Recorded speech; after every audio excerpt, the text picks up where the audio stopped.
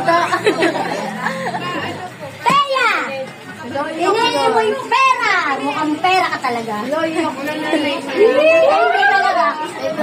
Ito yung gusto sa'yo. Pero, kung sino yung makakawala dito, may 500 sana, kaya ngayon ni Teya. Uy, naulaan ko na yan ah.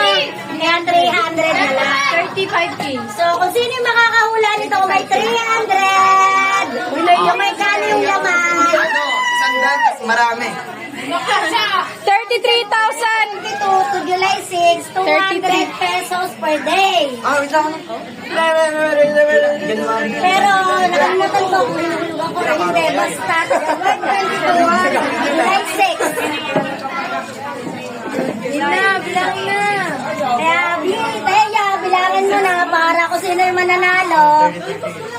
May 300. Ayaw kasi ni Teya ng 500.